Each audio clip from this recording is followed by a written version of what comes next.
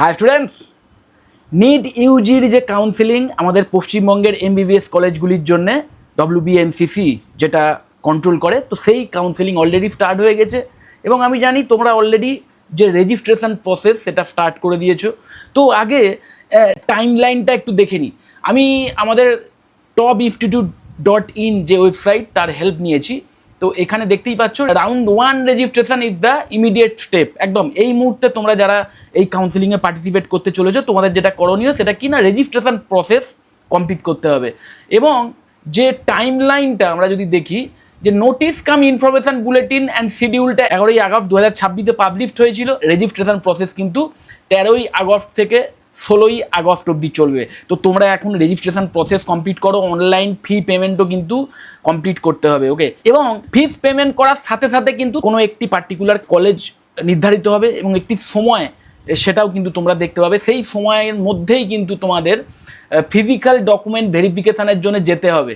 আগে physical verification হবে, তারপরে ফার্দার যত স্টেপস আছে সেগুলো ফলো করতে হবে। ফিজিক্যাল ভেরিফিকেশানগুলো হবে কবে কবে না, 14ই 17ই এবং 18ই আগস্ট সকাল 10টা থেকে বিকেল 4টের মধ্যে। কিন্তু 19শে আগস্ট আফটার 12 নুন, দুপুর 12টার পরে কিন্তু এই সাকসেসফুলি ভেরিফাইড ক্যান্ডিডেটদের লিস্ট পাবলিশ হবে। এবং তার সাথে সাথে রাউন্ড 1-এর যে সিট ম্যাট্রিক্স, মানে প্রতিটা কলেজে একদম কলেজ ওয়াইজ কতগুলো সিট ভ্যাকেন্ট আছে সেই যে সিট ম্যাট্রিক্স সেটাও কিন্তু পাবলিশড হবে এই 19শে আগস্ট।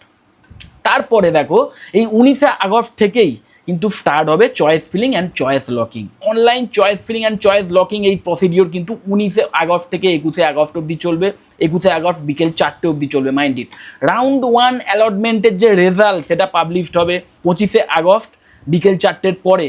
এবং reporting and admission at the allotted institute, যারা যারা অ্যালটমেন্ট পাবে, সিট অ্যালটমেন্ট পাবে, তাদের সেই সমস্ত অ্যাডমিশন প্রসিডিওর প্লাস আবার ওই ভেরিফিকেশান হবে, সেই সমস্ত প্রসিডিওর কিন্তু 26, 27 এবং 28শে আগস্ট চলবে সকাল 10টা থেকে বিকেল 4টের মধ্যে।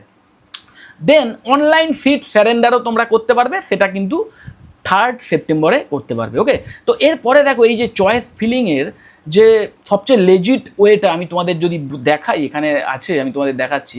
তোমরা অবশ্যই এই আর্টিকেলের লিঙ্কও আমি দিয়ে দেবো। এই আর্টিকেলটা ভীষণ ইউজফুল। এখানে তোমরা অনেক ইম্পর্টেন্ট ইনফরমেশান পাবে, কী কী বিষয়ে খেয়াল রাখবে সেই সমস্ত বিষয় ইনফরমেশান এখানে পেয়ে যাবে।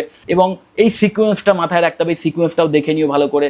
এবং অবশ্যই প্রাইভেট কলেজে যারা অ্যাডমিশন নিতে চাইছো তাদের জন্য কিন্তু মাথায় রাখতে হবে যে স্টেট কোটার সিটের জন্য কিন্তু তোমাদের 2 লাখ টাকা সিকিউরিটি ডিপোজিট রাখতে হবে। এবং যদি ম্যানেজমেন্ট কোটার ক্ষেত্রে হয়, সেটা প্রাইভেট কলেজে ম্যানেজমেন্ট কোটার ক্ষেত্রে কিন্তু 5 লাখ টাকা সিকিউরিটি ডিপোজিটের ব্যাপার আছে। এগুলো কিন্তু রুলস অ্যান্ড রেগুলেশনে বলা আছে, মানে ডব্লিউবিএমসিসির যে পোর্টাল সেখানেই কিন্তু যে রুলস অ্যান্ড রেগুলেশন রিলেটেড যে ইনফরমেশান আছে সেখানে কিন্তু এই ইনফরমেশানগুলো দেওয়া আছে। তো সেটাও দেখে নিও। এই পেজের মধ্যেও সেই লিঙ্ক দেওয়া আছে, দেখতেই পাচ্ছ। ওপেন অফিসিয়াল ডব্লিউবিএমসিসি পোর্টাল, এটাতে ক্লিক করলেই কিন্তু তোমরা ডাইরেক্ট ডব্লিউবিএমসিসির অফিসিয়াল পোর্টালেও চলে যেতে পারবে। কিন্তু আমাদের এখানে যেটা দেখার সেটা কি না, don't fill your WBMCC choices randomly. এই যে লিঙ্কটা আছে এটাই ক্লিক করবো। Read the complete choice filling strategy. এই চয়েস ফিলিং স্ট্র্যাটেজি রিলেটেড একটি আর্টিকেলও কিন্তু পাবলিশ হয়েছে। এই আর্টিকেলটা তোমরা ভালো করে পড়ে নেবে। Okay, build your WBMCC choice list strategically, এটার লিঙ্কও আমি আমার এই ভিডিওর ডেসক্রিপশন বক্সে দিয়ে দেবো, তোমরা দেখে নিও। তাও আমি তোমাদের এখানে সহজভাবে বুঝিয়ে দিই কী ব্যাপারটা, যে প্রেফারেন্সটাকে মাথায় রাখবে, যে তুমি কত র্যাঙ্ক করেছো, তোমার র্যাঙ্ক কোথায় আছে, এগুলো মাথায় রাখার দরকার নেই। তুমি এলিজিবল, ব্যাস তুমি চয়েস ফিলিং করার সুযোগ পাবে। চয়েস ফিলিং করার সময় মাথায় রাখবে গোল্ডেন রুল একটাই, যে তোমার র্যাঙ্কের কথা ভুলে যাও, তোমার ড্রিম কলেজ যেটা সেটাকেই 1 নম্বরে রাখবে। তারপরে সেকেন্ড ড্রিম অপশান যেটা সেটাকে সেকেন্ডে রাখবে, থার্ড ড্রিম অপশান যেটা সেটাকে থার্ডে রাখবে। এইভাবে তোমার র্যাঙ্ক যত পেছনের দিকে তত বেশি ব্যাকআপ অপশান রাখতে হবে। এবং কোনো লিমিটের ব্যাপার নেই, তুমি যত কলেজ আছে যত অপশান আছে সবই রেখে দিতে পারো। ওকে, তো সেইটাকে মাথায় রাখবে, যত বেশি ব্যাকআপ অপশান তত বেশি চান্স থাকবে যে একটা কলেজে তুমি অ্যাডমিশনের সুযোগ পেতে পারো। ওকে, একটা উদাহরণ হিসেবে এখানে দেখানো হয়েছে, দেখো যে এইটা স্যাম্পল ডব্লিউবিএমসিসি চয়েস লিস্ট, একটা স্যাম্পল হিসেবে দেখানো হয়েছে। যে ধরো তুমি ড্রিম কলেজ এটা কলেজের ধরো নাম, এটা কলেজের নাম, আমি যে কোনো একটা কলেজের কথা বলছি, যে কলেজটাকে যদি তুমি মনে করো যে এটাই আমার ড্রিম কলেজ। ওকে, এবং সেই কলেজটি যদি প্রাইভেট কলেজ হয়ে থাকে তাহলে নিশ্চয়ই জানো প্রাইভেট কলেজে স্টেট কোটার মারফতেও অ্যাডমিশন হয়, আবার ম্যানেজমেন্ট কোটার মারফতেও অ্যাডমিশন হয়। কিন্তু এখানে কিন্তু ওই বিটেকের মতো ম্যানেজমেন্ট কোটার ক্ষেত্রে ডাইরেক্ট আমি টাকার থলি নিয়ে গিয়ে অ্যাডমিশন নিয়ে নিলাম কলেজে, সেটা সম্ভব নয়। এই ম্যানেজমেন্ট কোটার অ্যাডমিশনও কিন্তু এই কাউন্সিলিংয়ের মাধ্যম দিয়েই হবে। সো তুমি যদি তোমার ড্রিম কলেজে মানে এমনটা ভাবো যে স্টেট কোটার মাধ্যমে যদি না হয় অ্যাটলিস্ট ম্যানেজমেন্ট কোটায় যাতে অ্যাডমিশনটা হয়, এমনটা যদি তোমার মনে হয় না, তাহলে কিন্তু মাথায় রাখবে সেই সেম কলেজের স্টেট কোটার যে সিট সেটাকেও রাখতে হবে, আবার ম্যানেজমেন্ট কোটার যে সিট সেটাকেও রাখতে হবে। মানে এমনটা নয় যে তুমি শুধু ওই একটা অপশানই রেখে দিলে আর মনে মনে ভাবলে যদি স্টেট কোটা না হয় অটোমেটিক্যালি আমার ম্যানেজমেন্ট কোটা সিলেক্টেড হয়ে যাবে, সেটা কিন্তু নয়, আলাদা করে রাখতে হবে। দেখতেই পাচ্ছ এই ড্রিম কলেজ এ প্রথমে রাখা হয়েছে, অবশ্যই স্টেট কোটাটা আগে রাখবে। স্টেট কোটাটা হলে অনেক খরচ কম হয়, ম্যানেজমেন্ট কোটার যে ফিস সেটা স্টেট কোটার চেয়ে অনেক ক্ষেত্রেই দ্বিগুণের চেয়েও বেশি হয়, তো জানো তোমরা এগুলো। তো যাই হোক, অবশ্যই স্টেট কোটা আগে রাখবে, কিন্তু সেই কলেজেরও যদি ম্যানেজমেন্ট কোটায় অ্যাডমিশানের চান্সও মানে তোমার ইচ্ছে থাকে, মানে সেটাও যদি তুমি চাও যে হ্যাঁ যতই এক্সট্রা ফিস হোক আমি দিয়ে সেই কলেজেই ম্যানেজমেন্ট কোটার সিটও আমি যেন পাই, এমনটা যদি মনে হয়, তাহলে অবশ্যই তুমি স্টেট কোটার সাথে সাথে তার পরের দিকে ম্যানেজমেন্ট কোটার অপশানটাও রাখবে, সেম কলেজও যদি হয়। ওকে, তো এখানে সেটাই কিন্তু উদাহরণ হিসেবে দেওয়া আছে, স্যাম্পল WBMCC চয়েস লিস্ট, এটা দেখে নেবে তাহলে এই ব্যাপারটা বুঝে যাবে। তো এটাই হচ্ছে সিম্পল রুল, যে আমি তোমাদের যদি বলি যে দেখো সরকারি কলেজে যদি অ্যাডমিশনের সুযোগ পাও তার চেয়ে বেটার কিছু হতে পারে না, কারণ সরকারি কলেজের যেটা মেন ফেসিলিটি কিনা ফিজ মানে একদম অনেক অনেক কম হয় প্রাইভেট কলেজের তুলনায়। প্রাইভেট কলেজের স্টেট কোটার তুলনাতেও গভর্নমেন্ট কলেজের যে ফিজ অনেক অনেক কম হয়, তোমরা জানো। তো অবশ্যই সরকারি কলেজগুলি, সেই সরকারি কলেজগুলির মধ্যেও আবার যেটা তোমার সবচেয়ে পছন্দের সেটাকেই 1 নম্বরে রাখো, সরকারি কলেজেরই যেটা সেকেন্ড পছন্দের সেটাকে 2 নম্বরে রাখো, সরকারি কলেজেরই যেটা থার্ড পছন্দের সেটাকে 3 নম্বরে রাখো। নিজেদের লোকেশান ওয়াইজ এই ব্যাপারগুলো করতে পারো। এবং অবশ্যই সরকারি কলেজে অ্যাডমিশান নেওয়ার আগে এটাও অবশ্যই জেনে নিও, এই নিয়েও আমার ডিটেল ভিডিও আছে, যে সমস্ত সরকারি কলেজের যে লোকেশান অনেক ক্ষেত্রে খুব ভালো তা নয়, বা সমস্ত সরকারি কলেজের প্রেজেন্ট এক্সপোজার যে খুব ভালো তা নয়। আবার এমন প্রাইভেট কলেজও আছে আমাদের ওয়েস্ট বেঙ্গলে, যে প্রাইভেট কলেজের যে প্রেজেন্ট এক্সপোজার বা লোকেশান সেটা অনেক ক্ষেত্রে বেশ কিছু সরকারি কলেজের তুলনাতেও অনেক বেটার। যেমন উদাহরণ হিসেবে যদি বলি কেপিসি মেডিকেল কলেজ এমন একটি কলেজ, যে কলেজটিকে অনেকে সরকারি কলেজের চেয়েও আগে প্রেফারেন্সে রাখে অনেক স্টুডেন্ট, আমি দেখেছি। তো সেটাকেও মাথায় রাখবে। যদি তুমি মনে করো যে না প্রাইভেট কলেজে একটু ফিস বেশি হলেও আমি সেই ফিস দিয়ে এক্সট্রা ফেসিলিটি নিতে চাই এবং প্রাইভেট কলেজটাকেও আমি আগে রাখতে, এটা তোমার ব্যাপার। মোট কথা তোমার পছন্দটাকে প্রায়োরিটাইজ করো, নিজের পছন্দকে মাথায় রাখো, কারুর কথা শুনবে না, এই ব্যাপারটা মাথায় রাখবে। এই যে the difference is not the number of choices, it is the quality of the order. দেখো রিস্কি অ্যাপ্রোচগুলো মাথায় রাখবে। Putting a college first because somebody called it best, অন্যের কথা শুনে কোনো কলেজকে বেস্ট তকমা দিও না, নিজে রিসার্চ করো, যেটাকে তুমি বেস্ট মনে করো সেটাকেই 1 নম্বরে রাখবে। Stopping after only a few choices without considering backup, একদম ওই এমনটা ভেবে থাকো যে আমার যে র্যাঙ্ক আছে মোটামুটি এর মধ্যে পেয়ে যাবো, আর বেশি ব্যাকআপ রাখলাম না, এমন ভুলটা করো না। ব্যাকআপ অপশান যত বেশি রাখবে তত কিন্তু চান্স থাকবে যে কোনো না কোনো কলেজে তুমি সিট অ্যালটমেন্ট পাবে। Okay, adding a college you'd never actually accept, মাথায় রাখবে এইটা খুব ইম্পর্টেন্ট। মানে ব্যাকআপ রাখতে গিয়ে এমন কলেজের নাম ঢুকিয়ে দিলে যে কলেজে হয়তো তুমি পেলেও তুমি নেবে না, অলরেডি জানো, তাও ব্যাকআপ হিসেবে রেখে এমনটা করো না। এমন জিনিসটা করলে কিন্তু গন্ডগোল। যেটাকে রাখবে সেটাকে পুরো ভেবে নিও যে যদি এই কলেজে পাই আমি কি অ্যাডমিট, বিশেষ করে প্রাইভেট কলেজের ক্ষেত্রে, কারণ প্রাইভেট কলেজে ফিজ অনেক বেশি হয়, তো ফিজ দেওয়ার ক্ষমতাটাকেও মাথায় রেখো। আর অবশ্যই দেখো সরকারি কলেজে মানে একদম পিওর তোমার র্যাঙ্কের বেসিসেই তুমি অ্যাডমিশনের সুযোগ পাবে, সোজা হিসাব। কিন্তু প্রাইভেট কলেজে র্যাঙ্কটা অবশ্যই ম্যাটার করবে, কিন্তু তার সাথে সাথে তোমার ফিজ দেওয়ার ক্ষমতাটাও কিন্তু ম্যাটার করবে এখানে, কারণ প্রাইভেট কলেজের ইভেন স্টেট কোটার যে ফিজ সেটাও অনেকটা বেশি হয়, আর অনেকটা বেশি হয়। ম্যানেজমেন্ট কোটার কথাও যদি বলি সেখানেও র্যাঙ্ক ম্যাটার করে, কিন্তু সেখানে আমার মনে হয় র্যাঙ্কের চেয়েও অনেক বেশি ডমিনেটিং কি না ফিস দেওয়ার ক্ষমতা।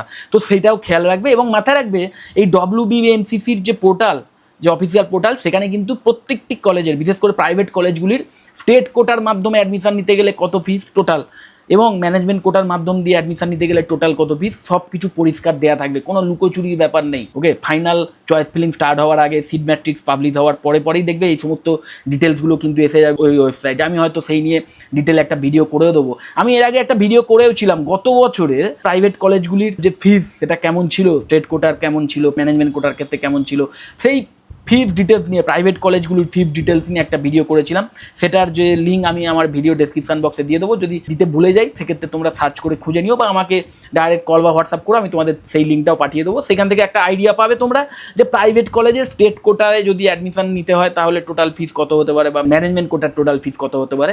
তো সেইগুলো থেকে আইডিয়া নিয়ে নিও, এবং সেইগুলো দেখে তবেই কিন্তু ডিসিশন নিও এই চয়েস ফিলিংয়ের ক্ষেত্রে। অ্যাজিউমিং ওয়ান কোটা চয়েস অটোমেটিক্যালি কভার্স অ্যানাদার, একদম কোটা ওয়াইজ তোমাকে কিন্তু চয়েসগুলো রাখতে হবে। চয়েস ফিলিং যখন স্টার্ট হবে তখন তুমি নিজে দেখতেই পাবে যে নর্মাল সিটও আছে, সেখানে নর্মাল সিটের অপশানও থাকবে, আবার কোটা ওয়াইজ সিটেরও অপশান থাকবে, আবার ক্যাটাগরি ওয়াইজ সিটেরও অপশান থাকবে, মানে এসসি এসটি ওবিসি এই সমস্ত সিটের অপশান থাকবে, যেমন যেমন তোমার এলিজিবিলিটি বা তোমার মানে ক্যাটাগরি ওয়াইজ আমি এই সমস্তগুলো বলছি। তো সেইটাকে বুঝে কিন্তু তোমাকে কলেজের ওই চয়েস লিস্ট বানাতে হবে। যে একটা কলেজ নাম আমি দিয়ে দিয়েছি মানে সমস্ত কোটা বা সমস্ত ক্যাটাগরি অটোমেটিক্যালি হয়ে গেল তা নয়, সেই প্রত্যেকটা কোটা বা ক্যাটাগরি কিন্তু তোমাকে পরপর নিজের ইচ্ছে ওয়াইজ, ইন্টারেস্ট ওয়াইজ সাজাতে হবে। মাথায় রাখবে এগুলো। Selecting A category without eligibility or documentation, এটাও ভীষণ ইম্পর্টেন্ট। ক্যাটাগরি ওয়াইজ ধরো তুমি এসসি এসটি বা ওবিসি ওয়াইজ কিছু একটা কলেজকে রাখছো, কিন্তু তোমার কাছে ধরো ডকুমেন্টেশন রেডি নেই, মানে তোমার কাছে সোজা কথা সেই সমস্ত রিলেটেড সার্টিফিকেট নেই, বা স্টেট কোটায় চাইছো, স্টেট কোটার ক্ষেত্রে কিন্তু ডোমিসাইল ভীষণ ইম্পর্টেন্ট। তো এই সমস্তগুলো রেডি রাখো, নিজের নিজের যে সার্টিফিকেট, যে ক্যাটাগরি ওয়াইজ সার্টিফিকেট বা এই কোটার যে সার্টিফিকেট, এগুলোকে রেডি রাখো এখন থেকেই, মানে এগুলোকে একদম হ্যান্ডি করে নাও। এটা কিন্তু ইম্পর্টেন্ট যে তুমি হয়তো সিট পেয়ে গেলে কিন্তু তারপরে ওই ডকুমেন্ট ভেরিফিকেশনের সময় সেগুলো প্রডিউস করতে পারলে না বলে সিট ক্যান্সেল হয়ে গেল, এমন ঘটনা কিন্তু ঘটে। ওকে, তো সেটা মাথায় রাখবে। Copying someone else's choice list without checking your own situation, নিজের সিচুয়েশান ওয়াইজ চলো, কারণ কথা ওয়াইজ চলো না। যে কারণে আমি এখানে কোনো এই যে স্যাম্পল যে WMCC চয়েস লিস্ট যেটা দিয়েছি, এখানে দেখেছো কোনো কলেজের নাম আমি দিইনি ইচ্ছে করে। আমি কি ইচ্ছে করলে দিতে পারতাম না যে কলেজের নাম ধরে ধরে? ওকে, আমি জানি তোমরা হয়তো অনেকেরই মানে ভাবো যে এই কলেজটা তো 1 নম্বরে আছেই, এটা একদম শিওর। তেমনটা তোমার ক্ষেত্রে হতে পারে, অন্য কারুর ক্ষেত্রে আলাদা কিছুই হতে পারে। অনেকের ক্ষেত্রে লোকেশানটাও ভীষণ বড় ম্যাটার করতে পারে, অনেকের ক্ষেত্রে হয়তো লোকেশান কোনো ম্যাটারই করে না, কলেজের পেশেন্ট এক্সপোজারটাই সব কিছু। অনেকের ক্ষেত্রে হয়তো পেশেন্ট এক্সপোজার, লোকেশান এগুলো কিছুই ম্যাটার করে না, তার কাছে হয়তো মানে কলেজটা কত ঝাঁতকতকে, তার ইনফ্রাস্ট্রাকচার কত ভালো, সেটা সেন্ট্রাল এসি কিনা, এই সমস্ত ফ্যাক্টরগুলো বেশি ম্যাটার করে। তাদের কাছে হয়তো পয়সাটা কোনো ম্যাটার করেই না, তার জন্য ম্যানেজমেন্ট কোটার ফিস দিয়ে হয়তো মানে র্যাঙ্ক যদি বেশিও থাকে তাও ম্যানেজমেন্ট কোটার মাধ্যম দিয়েই হয়তো সে কোনো প্রাইভেট কলেজে অ্যাডমিশন চাইছে, এমন স্টুডেন্টও থাকতেই পারে। তো সেটা মানে তার ইন্টারেস্ট ওয়াইজ তখন চয়েস লিস্ট সম্পূর্ণ আলাদা হবে। তো সেইগুলোকে মাথায় রাখবে। আমি জানি অনেক স্টুডেন্ট, হ্যাঁ তোমাদের হয়তো শুনে অবাক লাগতে পারে যে কেউ যদি গভর্নমেন্ট কলেজে অ্যাডমিশনের সুযোগ পায়, সেখানে তো অনেক কম ফিজে অ্যাডমিশন হয়, অনেক কম ফিজে কোর্স কমপ্লিশন হয়, তার সত্ত্বেও এবং সেই স্টুডেন্ট যদি র্যাঙ্ক ওয়াইজ কোনো গভর্নমেন্ট কলেজে অ্যাডমিশনের সুযোগ পায়, তাও কেন সে প্রাইভেট কলেজে নেবে? এমন ঘটনাও ঘটে। তার কারণ হয়তো সেই স্টুডেন্টের টাকাটা কোনো ফ্যাক্টরই নয়, তাদের ফ্যামিলি ব্যাকগ্রাউন্ড হয়তো ফিনান্সিয়ালি ভীষণ স্ট্রং, এবং সেই স্টুডেন্টের কাছে হয়তো কলেজের ওই মানে পেশেন্ট এক্সপোজার বলো বা ওই ফিস কম বলো, এইগুলো হচ্ছে অনেক বেশি ইম্পর্টেন্ট। কলেজের মডার্ন ইনফ্রাস্ট্রাকচার বা একটা কলেজের যে অ্যামিনিটিস বা এক্সট্রা যে ফেসিলিটিসগুলো যেগুলো থাকে, ওকে, সেন্ট্রাল ডিসি বা এলিভেটার আছে কিনা বা ঝাঁতকতকে ক্যাম্পাস কিনা, এইগুলো হয়তো তার কাছে বেশি ম্যাটার করে, এবং টাকাটা কোনো ম্যাটার করে না। তো সেক্ষেত্রে হয়তো সেই কলেজটা ম্যানেজমেন্ট কোটার মাধ্যমেও যদি অ্যাডমিশন হয় বা স্টেট কোটার মাধ্যমে যদি একটা প্রাইভেট কলেজে অ্যাডমিশন নিল হিউজ ফিস, তো সেই হিউজ ফিসটা তার কাছে কোনো ম্যাটার করে না, তার কাছে ওই মানে এক্সট্রা অ্যামিনিটিসটা বেশি ম্যাটার করে। তো সেই জন্য হয়তো তার কাছে সেই কলেজটা 1 নম্বরে থাকবে। তো সেই হচ্ছে ব্যাপার। তো কারুর প্রেফারেন্স ওয়াইজ যেন এই লিস্ট বানাতে যেও না। ওকে, আর ভিডিও শেষ করার আগে এই বিষয়টাও তোমাদের বলে দিতে চাই যে যারা এই কাউন্সিলিংয়ের মাধ্যম দিয়ে, ওকে, যারা এই কাউন্সিলিংয়ের মাধ্যম দিয়ে কোনো কলেজে অ্যাডমিশনের সুযোগ পাবে না, মানে সোজা কথা MBBS করার সুযোগ যারা পাবে না, এমন অনেক স্টুডেন্ট তোমরা থাকতে পারো হয়তো প্রাইভেট কলেজে অ্যাডমিশনের সুযোগ পেয়ে যাবে, মানে র্যাঙ্ক ওয়াইজ পেয়ে যাবে, কিন্তু হিউজ ফিজের জন্য তোমরা প্রাইভেট কলেজে যেতে পারছো না, এমন স্টুডেন্টও থাকবে, আমি জানি এমন স্টুডেন্টও তোমরা আছো। ওকে, তো তাদের মন খারাপ করার কিছু নেই। আর এটাও মাথায় রাখবে যে এই MBBS ডিগ্রি কোর্স করার জন্যে আমাদের দেশে, আমাদের মানে শুধু আমাদের রাজ্যে নয়, আমাদের দেশে এমন কোনো কলেজ নেই যেখানে তোমরা এই কাউন্সিলিং সিস্টেম বাইপাস করে ডাইরেক্ট কলেজে গিয়ে অ্যাডমিশান নিতে পারো, এমন কোনো সিস্টেম নেই। তো এমন কেউ যদি তোমাদের বলে যে ঠিক আছে কাউন্সিলিংয়ের মাধ্যম দিয়ে হলো না, আমাদের এত টাকা দাও, আমরা ব্যবস্থা করে দেবো, অ্যাডমিশান করিয়ে দেবো MBBS কোর্সে, সেই MBBS কোর্স আমাদের দেশে যদি হয় তাহলে বুঝবে সেটা কিন্তু কমপ্লিটলি ফেক ব্যাপার, মানে তোমরা কিন্তু কোনো একটা জালে জড়িয়ে পড়তে চলেছো। তো সেই ভুলটা কিন্তু করো না। ওকে, আমি তোমাদের বলবো একদম অনলি এই কাউন্সেলিং প্রসেসের মাধ্যম দিয়ে লিগালি যদি অ্যাডমিশনের সুযোগ হয় তবেই সেই অ্যাডমিশন নাও এবং পড়াশুনো করো, ভালো কেরিয়ার বিল্ড করো। অবশ্যই আমাদের দেশে এখনও অনেক যোগ্য ডাক্তারবাবুদের প্রয়োজন আছে, সেটা ঠিক আছে, কিন্তু এটাও ঠিক যে যদি দেখো যে এই কাউন্সেলিং সিস্টেমের মাধ্যমে বা লিগালি তুমি এই কোর্স করার সুযোগ পাচ্ছ না, তাহলে মন খারাপ করার কিচ্ছু নেই, কারণ বেশ কিছু অল্টারনেটিভ কেরিয়ার অপশানস আছে, বেশ কিছু এমবিবিএস অল্টারনেটিভস আছে যেগুলো ভীষণভাবে বায়োলজি স্পেসিফিক, যেমন বায়োটেকনোলজি, এবং সেই সমস্ত এমবিবিএস অল্টারনেটিভগুলো সম্পর্কেও যদি ডিটেলে আমার থেকে কেউ জানতে চাও তাহলেও অবশ্যই আমাকে কল বা হোয়াটসঅ্যাপ করতে পারো। আমার কন্ট্যাক্ট ডিটেলস একদম ভিডিও শেষেই তোমরা পেয়ে যাবে। যদি মনে হয় এই ভিডিওটা হেল্পফুল, অবশ্যই লাইক করো, চ্যানেলটা যদি সাবস্ক্রাইব না করে থাকে এক্ষুনি সাবস্ক্রাইব করো, আর ভিডিও যত বড় শেয়ার করে দিও। টাটা।